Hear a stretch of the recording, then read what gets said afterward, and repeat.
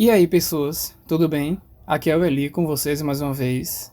E hoje a gente vai ver o quarto episódio dessa série de vídeos que eu estou fazendo. E antes de começar o vídeo, claro, vale lembrar mais uma vez para vocês verem os episódios anteriores, tá certo? Além disso, mais uma vez, não esquece de me seguir lá no Instagram, o @logiaciência. Mas enfim, sem muita enrolação, vamos ao vídeo. Olha só, a gente já começa esse episódio com essa criatura que eu não consigo nem descrever o que seria ela, né? Com esses tentáculos aqui e com esses olhos que ele possui. Olha só, a gente tem esse inseto aqui que ele tá pousando em cima desse tipo de lago e dá pra gente ver que ele consegue flutuar muito bem na água, e isso daqui me lembrou muito o animal que existe aqui no nosso planeta, que são esses bichos aqui chamados de aranhas d'água, ou até mesmo de insetos Jesus. Isso porque ele tem essa peculiaridade de conseguir andar pela superfície da água.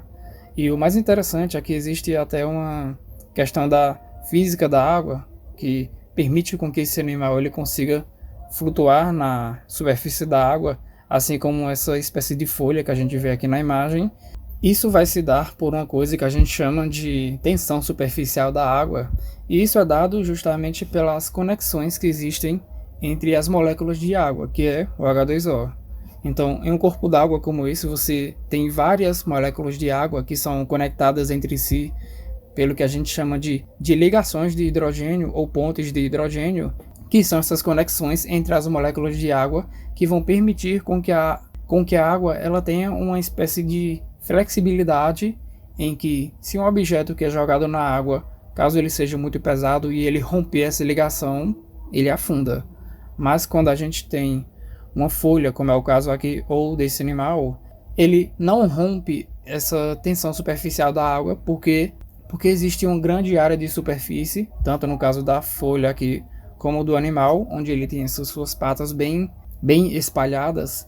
Isso faz com que o peso do animal ele não rompa essas ligações de hidrogênio, e dessa forma ele não afunda na água.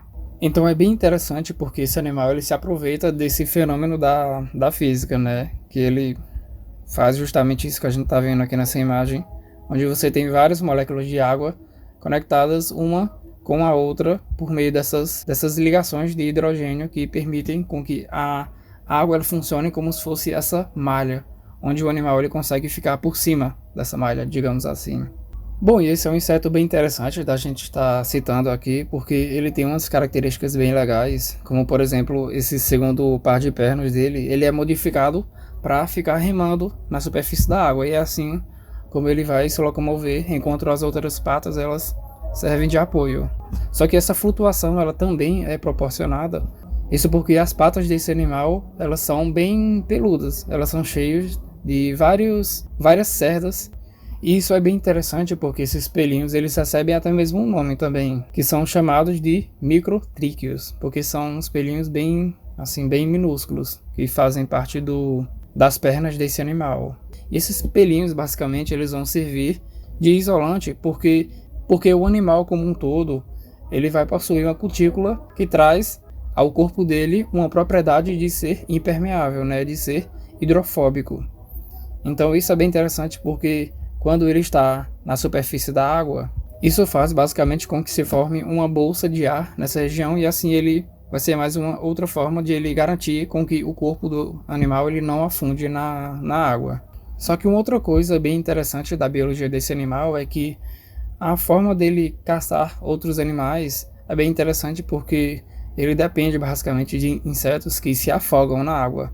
Então esses insetos, quando eles caem na água, eles não conseguem sair geralmente porque a proporção de tamanho de um inseto para a água ela é muito pequena, e por causa disso a água ela tem uma resistência muito parecida como se fosse um tipo de melaço. É como se ele tivesse é como se a água ela aderisse ao corpo desse animal, e é por isso que dificilmente insetos eles conseguem sair da água.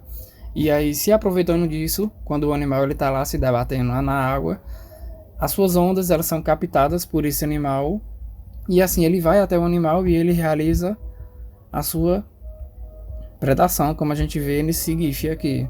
E aí é bem interessante porque eles têm as peças bucais modificadas em um estilete, como a gente falou no vídeo passado. E aí esse estilete ele vai servir de maneira muito parecida com os animais que a gente falou no vídeo passado, porque esses daqui também são hemípteros. Só que dessa vez a gente está falando de um hemíptero que ele não vai sugar a seiva de uma planta, e sim o sangue de um outro inseto. E aí o que acontece é que quando esse animal ele vai predar o inseto que está lá se afogando, ele vai inserir essa sua probóscide, que é o estilete, né? E ele vai começar a inserir dentro do corpo do animal uma série de enzimas digestivas que elas vão degradar todos esses órgãos e todo o sangue, tudo que tiver dentro do corpo do animal, para fazer meio que uma sopa nutritiva. E aí depois esse inseto, a aranha d'água, né, ele vai sugar de volta todos esses nutrientes e vai se alimentar disso. Bom, aqui a gente vê essas criaturas meio que flutuando. Eu não sei se essas criaturas elas realmente existem nesse planeta. Isso porque, já adiantando esse trecho do episódio, a gente está dentro do sonho, digamos assim, do Levi, desse nosso robozinho. Por isso que tem essas criaturas talvez bem fantasiosas, digamos assim. Mas ainda assim a gente vê aqui também pelo menos uns 2 cogumelos. Aí aqui a gente vê aquela flor, que é a flor que sempre aparece quando algum animal ele morre. Eu chamaria facilmente essa flor de a flor da vida, digamos assim. Eu tô isolada no planeta Vesta em busca de resgate. Bom, aqui a gente vê um tipo de inseto que ele Tem alguém aí Vesta em busca de resgate? produz som quando ele movimenta o corpo dessa forma. Eu acho bem legal isso porque, de maneira geral, como ele tem esse corpo onde você tem vários segmentozinhos, ele no geral me lembra muito a ideia de uma larva de inseto. Apesar que ele também possui cerca de 4 pernas, mas ainda assim ele me lembra muito algumas larvas aqui no planeta Terra que conseguem produzir som também, e é isso que eu queria mostrar para vocês, porque é bem legal. Então aqui a gente tem um exemplo de uma lagarta que ela consegue produzir som quando ela se sente ameaçada. Então nesse vídeo basicamente eles cutucam essa lagarta e ela vai produzir um som. Só que no vídeo esse som ainda é muito baixo, mas acho que vocês conseguem ouvir. Como o som é muito baixo, depois nesse vídeo ele dá uma boa amplificada no som para que a gente consiga ouvir. Pronto, o som amplificado ele se parece com isso. Então basicamente a ideia é que isso daí seja uma estratégia de defesa desse animal. Isso porque quando ele vai se sentir ameaçado por algum outro animal que quer predar ele, que quer comer ele, ele vai produzir esse som e isso vai servir como forma provavelmente de espantar esse animal. Só que não existe muita evidência de como exatamente funciona esse mecanismo de como que esse predador ele vai reagir na prática ao ouvir esse som produzido por essa lagarta. Mas ainda assim é algo bem interessante da gente ouvir essa forma bem peculiar de defesa desse animal. E um outro exemplo que eu queria trazer aqui é dessa mariposa, que quando você perturba ela também, ela faz um barulho. Então aqui a gente vê que ela está bem estressada, né? E ela produz esse som. E aí aparentemente isso daí também é uma estratégia de defesa do animal. Ele se sente ameaçado, ele vai produzir esse som. E aí é bem interessante porque a gente está vendo aqui um exemplo de uma mariposa. E o exemplo que eu falei anteriormente, né, que eu mostrei aqui anteriormente dessa lagarta, ela é uma lagarta justamente também de uma mariposa. Só que aqui não se trata da mesma espécie, tá certo? Bom, e aqui a gente vai ver essas criaturinhas que elas são, eu imagino, né, como se fossem os passarinhos desse planeta. E a gente vê que eles pousam em cima desse animal que ele está bebendo água, que é aquele mesmo animal que a gente viu nos vídeos anteriores, que são os ungulados. E aí é muito interessante porque essa espécie de passarinho nesse planeta, pousando assim na superfície desse animal, e ele ficando de boa com isso, me lembra muito a interação de animais que existe aqui na Terra. Bom, eu acho esse exemplo muito legal porque a gente vê aqui nessa imagem, por exemplo, um antílope. E você tem essa ave, que é uma ave chamada de pica-boi, porque ela fica picando, ela fica beliscando o boi, porque é um dos principais exemplos. Mas aqui você vê eles em cima de um antílope. E esse daqui não é o único exemplo. Essas aves, elas costumam ter uma interação não só com esses antílopes, mas também com muitos mamíferos por aí, que é um tipo de interação ecológica que a gente chama de protocooperação.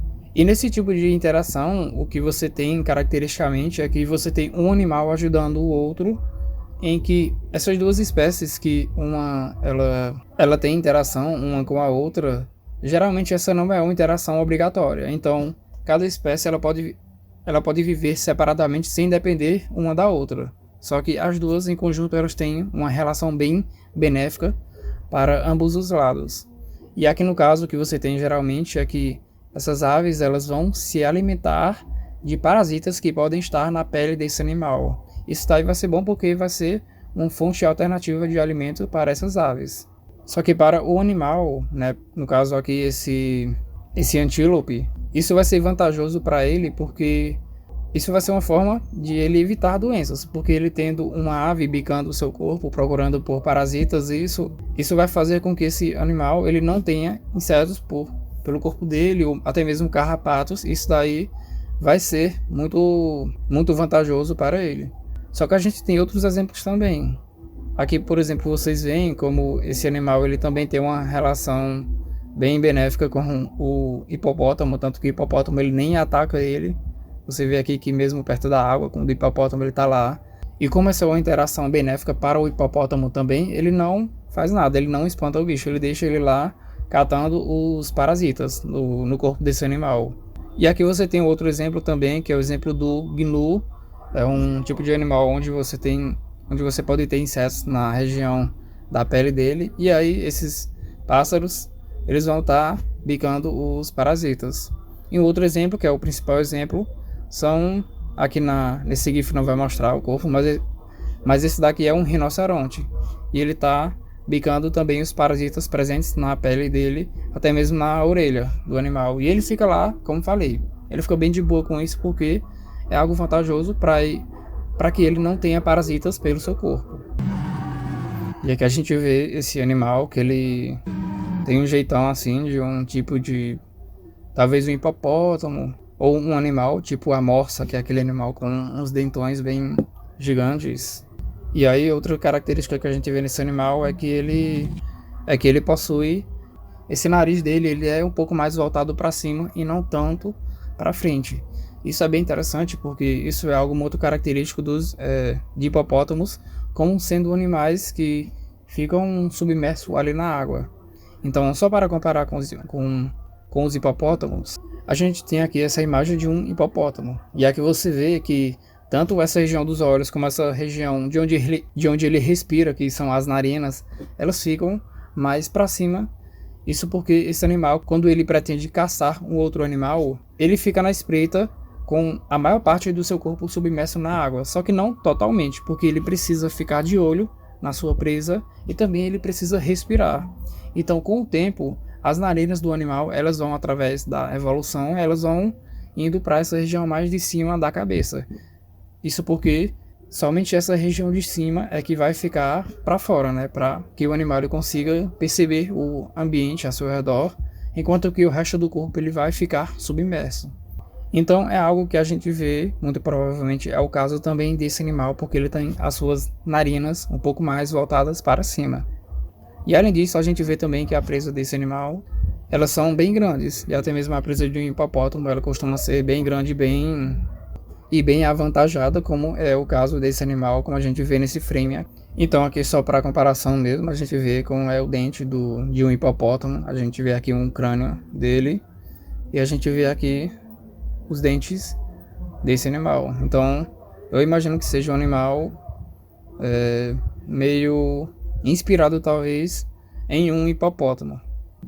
Aí aqui a gente vê nessa cena que tem esses vermes que estão pelo corpo das carcaças aqui, em que ele trouxe para que esse animal ele se alimente, que inclusive está bem grande já, de tanto que essa alimentação focada na carnivoria ela traz de nutrientes para esse animal. a gente percebe que tem essas várias larvas, mas que também tem essas, como se fossem umas mosquinhas voando por aqui, o que indica que essas moscas aqui que estão voando, isso daí pode mostrar que existe uma metamorfose desses animais. Isso porque você tem aqueles que voam e você também tem aqueles que são sésseis, né? Que eles não têm asas, mas eles vão ficar rastejando e se alimentando dessa carne. Então o que acontece aqui é algo muito parecido com o que a gente tem com aquelas moscas que geralmente aparecem quando você deixa uma carne exposta.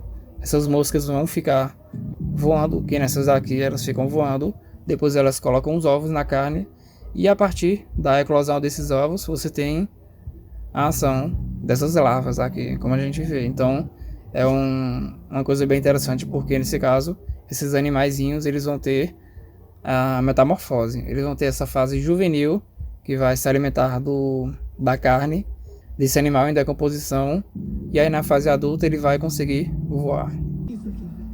Bom, e aí a gente vê nessa cena que o Levi ele tá tendo sensações e tudo mais, e isso daí causado por por esse ser vivo que eu falei que era a ameba gigante. A gente vê aqui que ele tem essa grande estrutura que a nossa personagem está colocando à mão, que talvez seja uma estrutura de reprodução desse tipo de ser vivo, que seria o equivalente a, por exemplo, ao cogumelo dos fungos, porque provavelmente aqui dentro está sendo produzido os esporos desse ser vivo, e que depois quando eles são soltos no ar, aí você vai ter uma propagação desse tipo de criatura.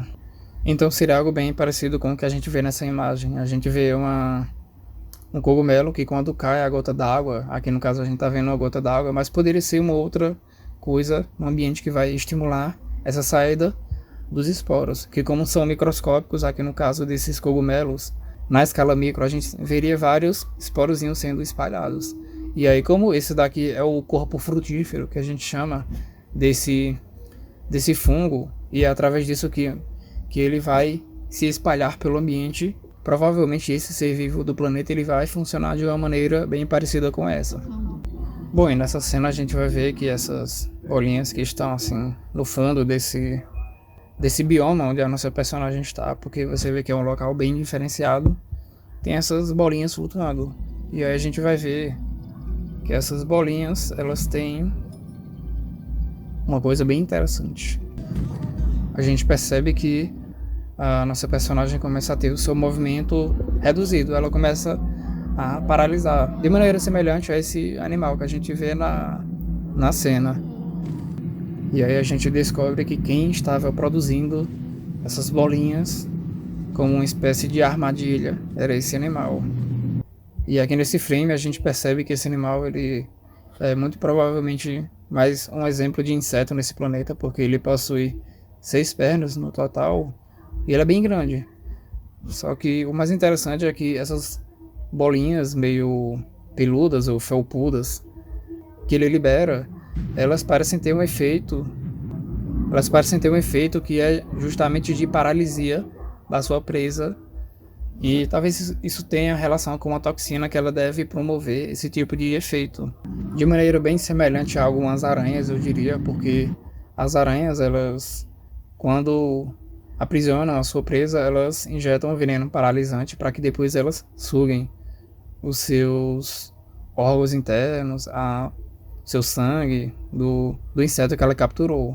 E aqui nesse animal a gente vê algo bem parecido, porque ele pega essa sua presa e finca no animal. E como a gente está lidando aqui com algum tipo de inseto bem grande, a gente até vê que ele é bem articulado aqui, ó. Ele tem o corpo formado por várias articulações, o que mostra que ele é pelo menos algum tipo de artrópode. Aí a gente vê que ele tem essa estrutura que ela lembra mais uma vez o estilete dos hemípteros, como a gente já falou bastante. Então talvez esse animal seja um hemíptero bem especializado na alimentação de sangue, que é um hábito que a gente chama de hematofagia, ou seja, aquele animal que ele vai ter o seu hábito alimentar baseado na alimentação de sangue de outros animais. Bom, e aqui nesse frame a gente percebe Eu vou voltar um pouco mais aqui. A gente percebe um detalhezinho na presa desse animal, que ele utiliza para fincar na sua presa, que ele está tentando se alimentar do seu sangue, né, de sugar o seu sangue. Dá pra gente ver que tem essa falhazinha aqui, que eu imagino que era para ser uma espécie de um buraquinho, digamos assim, por onde vai ser sugado esse sangue. E aí ela seria oca por dentro, ela teria o formato de um tubo. Então o sangue que o animal suga, ele vai entrar por aqui e vai seguir todo esse caminho até o sistema digestivo desse animal. E é bem interessante esse detalhezinho que você só percebe pausando a cena e vendo esse detalhe, bem legal. Bom, aqui a gente vê nessa cena que a nossa personagem, ela percebe que para conseguir subir nessa árvore também, ela vai ter que seguir esse caminho, o mesmo caminho que esse animal ele fez, carregando a sua presa nas costas. Bom, e aí através da observação do animal realizando esse comportamento, ela percebe que é a única forma dela conseguir subir por aquela árvore. E aí aqui a gente vê ela esfregando essa espécie de material do fruto que vai justamente atrair a atenção daquele animal que a gente discutiu no episódio anterior. Ele vai levar ela para cima. E aí quando a gente chegar aqui em cima, nesse lugar, esse lugar eu imagino que ele é a superfície de como se fosse as folhas dessas árvores que a gente vê nessa parte, nessa cena, porque você vê que existem esses troncos dessas árvores, e lá no topo dela, a copa de uma árvore, ela se junta com a copa de outra, e aí você tem essa região lá de cima dessa superfície, onde esses animais, eles levam as suas presas. Mas então, aqui a gente vê que eles vivem em bando com essa outra espécie de animal, que eu honestamente não sei dizer se ela seria a mesma espécie que esse que capturou ela, mas isso pode indicar mais uma interação de uma espécie com outra. Agora, eu não saberia dizer qual seria a vantagem. Isso porque a gente vê que quem se alimenta dessa carne somente são esses animais aqui, não esses outros que trazem a presa. Então eu não sei como funcionaria exatamente essa interação dessas espécies, caso sejam espécies diferentes.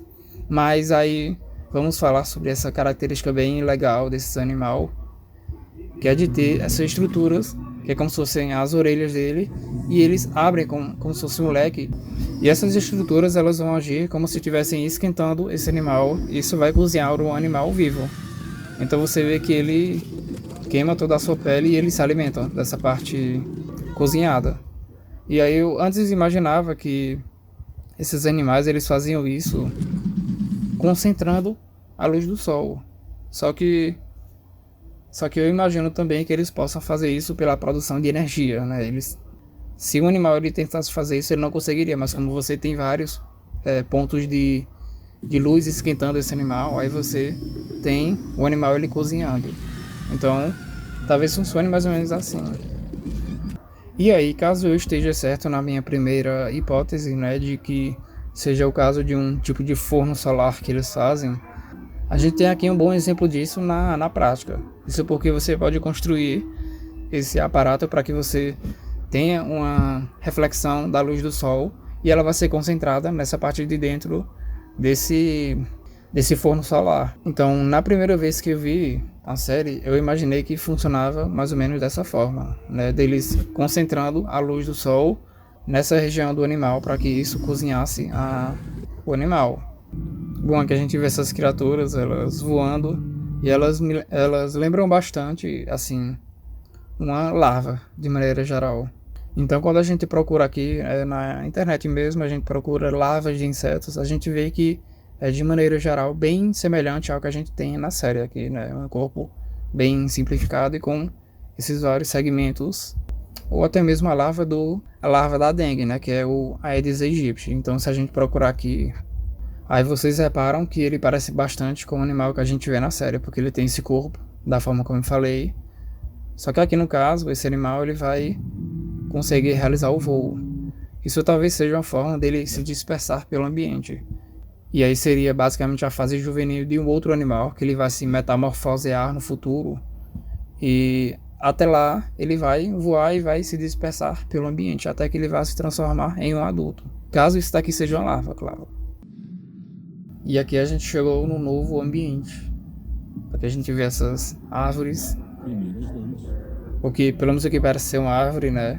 E a gente vê aqui, ó, essa transição de um bioma que a gente viu bastante nesses episódios anteriores, e a gente vai para um novo bioma onde você tem essas estruturas.